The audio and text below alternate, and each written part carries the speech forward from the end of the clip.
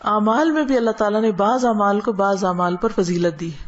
اسی طرح قرآن مجید کی بعض آیات کو بعض پر فضیلت دی گئی. حالانکہ کلام سارا اللہ سبحانہ و تعالیٰ کا ہے، لیکن بعض حصہ بعض سے زیادہ برکت والا ہے. حالانکہ سب میں ہی خیر ہے، سارے میں خیر ہے. تو اسی میں سورۃ الفاتحہ کا ایک خاص مقام ہے، اور سورۃ الفاتحہ جو ہے اس کو سورۃ شفا بھی کہا گیا ہے، رقیہ بھی کہا گیا ہے. اس کو ہر نماز میں پڑھنے کو واجب قرار دیا گیا ہے، اور پھر اس کو پڑھ کر اگر دم وغیرہ کیا جائے تو وہ بھی فائدہ مند ہوتا ہے. اور تجربے سے یہ بات ثابت ہے. جب صحابہ کرام میں سے کسی ایک نے راستے میں کسی سفر کے دوران ایک قبیلے کے سردار کو جو بچھو کاٹ گیا تو اس پر دم کیا تو اس کو آرام آ گیا، جبکہ اس کو کسی اور چیز سے فائدہ نہیں ہو رہا تھا. تو اب یہ جو خصوصیت سورۃ الفاتحہ کے اندر ہے وہ کسی اور حصے میں اس طرح نہیں ہے. اسی طرح سورۃ البقرہ کی آخری 2 آیات بھی بہت اہمیت کی حامل ہیں، اور ان کی ایک فضیلت جو یہاں پتہ چلتی ہے کہ ان کو پڑھ کر اگر کوئی شخص دعا کرتا ہے تو وہ دعا قبول ہوتی ہے. ایک اور حدیث میں آتا ہے، عبداللہ بن مسعود سے روایت ہے کہ جب رسول اللہ صلی اللہ علیہ وسلم معراج پر تشریف لے گئے تو آپ سدرۃ المنتہا تک پہنچے. زمین سے جو کچھ بھی چڑھتا ہے وہ یہیں آ کر ٹھہر جاتا ہے، پھر لے لیا جاتا ہے، اور جو اوپر سے اترتا ہے وہ بھی یہیں ٹھہر جاتا ہے، پھر لے لیا جاتا ہے. اللہ تعالیٰ نے فرمایا یخشى السدرۃ ما یخشى، جب ڈھانپ رہا تھا سدرہ کو جو کچھ کے ڈھانپ رہا تھا. جب نبی صلی اللہ علیہ وسلم معراج پر تشریف لے گئے تو جو بیری کا درخت تھا اس کے اوپر جو روشنی تھی اس کی بات ہو رہی ہے. عبداللہ نے کہا کہ سونے کے پتنگے تھے وہ جو اوپر چھا رہا تھا.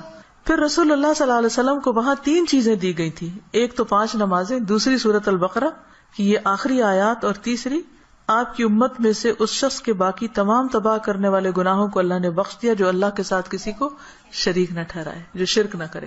تو یہ 3 چیزیں ملی تھی جن میں نماز کا ذکر عام طور پر ملتا ہے کیونکہ اس کے بارے میں مزید وضاحت سے احادیث بھی ہیں. تو اس حدیث سے کیا پتہ چلتا ہے کہ سورۃ البقرہ کی آخری 2 آیات عرش کے نیچے سے ایک خاص خزانے سے نصیب ہوئی ہیں، اور یہ نبی صلی اللہ علیہ وسلم ہی کو ملی ہے، باقی انبیاء کو نہیں دی گئی. ایک اور روایت سے پتہ چلتا ہے، نعمان بن بشیر سے روایت ہے کہ نبی صلی اللہ علیہ وسلم نے فرمایا کہ اللہ تعالیٰ نے آسمان و زمین پیدا کرنے سے 2000 سال پہلے ایک کتاب لکھی. اس کتاب میں سے 2 آیات اتاری جن کے ساتھ سورۃ البقرہ کو ختم کیا. کب کی بات ہے یہ؟ زمین و آسمان کے پیدا کرنے سے 2000 سال پہلے کی بات. قلم کب پیدا ہوا تھا؟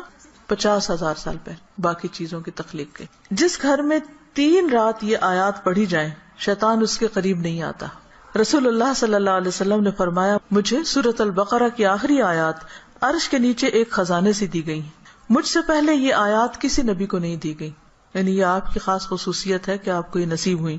اور پھر ایک اور جگہ یہ بات بھی پتہ چلتی ہے ان آیات کے بارے میں کہ جو شخص رات کے وقت ان آیات کو پڑھ لیتا ہے تو وہ اسے ہر چیز سے کافی ہو جاتی. تو آپ اس کو اپنی عادت بنا سکتے ہیں، رات کو سونے سے پہلے پڑھ لیں، یا کسی نماز میں پڑھ لیں، مغرب یا عشاء کی نماز میں پڑھ لیں، یا ویسے ہی بیٹھ کے پڑھ لیں، کیونکہ ان کی فضیلت بہت زیادہ ہے. تو ان آیات کا ترجمہ جو ہے وہ آپ دیکھ سکتے ہیں قرآن پاک ترجمے والے سے. لیکن یہ ہے کہ جو خاص بات ان آیات میں کی گئی ہے، پہلے تو اس میں ایمان پر بات ہے کہ رسول خود بھی ایمان لائے ہیں اور سارے مومن بھی. کن کن چیزوں پر؟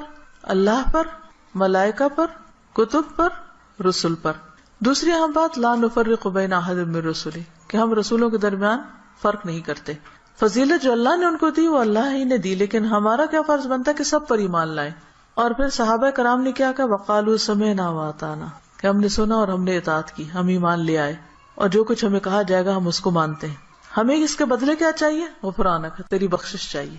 یعنی بندہ اللہ کی بات مانتا ہے اور اللہ تعالیٰ اس کے ساتھ بخشش کا وعدہ کرتا ہے. ربنا وإلیک المصیر. اور یہ بخشش کیوں ضروری ہے کہ اللہ تعالیٰ ہم کو معاف کر دے؟ کیونکہ ہم نے اللہ کی طرف پلٹنا ہے، لوٹنا اسی کی طرف، رجوع اسی کی طرف. پھر فرمایا کہ لا یکلف اللہ نفسا الا وسعها، ہر بندے سے حساب اتنا ہی ہے جتنی وہ استطاعت رکھتا ہے، اسی کا مکلف ہے، اس سے زیادہ اس سے نہیں پوچھا جائے گا. چاہے جسمانی صحت ہو، چاہے مال ہو، چاہے اولاد یا عقل یا کچھ بھی، تو ہر شخص کا حساب اتنا ہی ہے.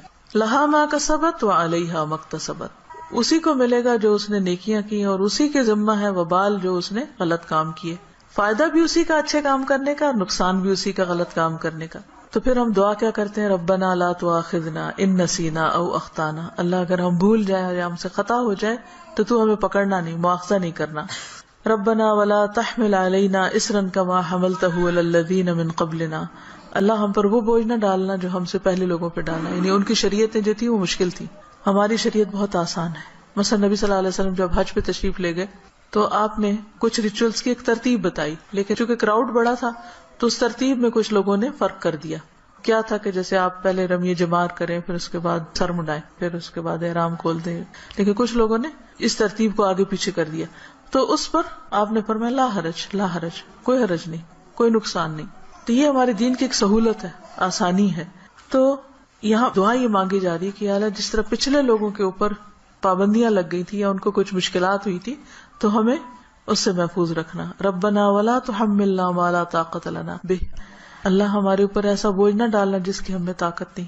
ہم دیکھیے کہ اگر ہم امن سے ہیں، سلامت ہیں، ہم سانس لے رہے ہیں، کھا پی رہے ہیں، جس کا مطلب اللہ کی رحمت ہے ہم پر. کوئی بھی چیز آپ دیکھیں کہ کسی وقت بھی آؤٹ آف کنٹرول ہو سکتی. سورج کسی وقت آؤٹ آف کنٹرول ہو سکتا ہے، ستارے آپس میں ٹکرا سکتے ہیں، زمین کے اندر سے لاوا ابل سکتا ہے، زلزلہ آ سکتا ہے. انسان کسی کام کرنے کی سکت نہ رکھے، بیٹھے بٹھائے اس کو کچھ ہو سکتا ہے. اس کے بولنے کی قوت، اس کے دیکھنے کی، اس کے سننے کی کچھ بھی چھن سکتی ہے. تو اللہ تعالیٰ سے ہم دعا کرتے کہ یا اللہ ہم پر وہ بوجھ نہ ڈال جس کے اٹھانے کی ہمیں سکت نہیں، یعنی ایسی کسی آزمائش میں نہ ڈالنا کہ جس سے ایمان جانے کا خطرہ ہو.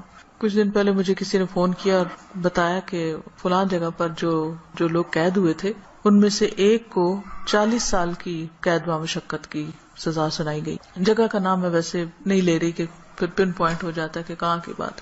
تو میری بیٹی نے کہا کہ میرے ذہن سے یہ بات اتر ہی نہیں رہی، کیونکہ جو اس آدمی کی بیوی تھی اس نے فوراً ہی کھلا لے لی کہ میں تو اتنا ویٹ نہیں کر سکتی، اور حالانکہ اس کی بچی بھی تھی چھوٹی. اور 40 سال تک کون جیتا ہے ماں باپ میں سے، بہن بھائیوں میں سے، کہ جو اس کو پیچھے ملنے کے لیے جائیں.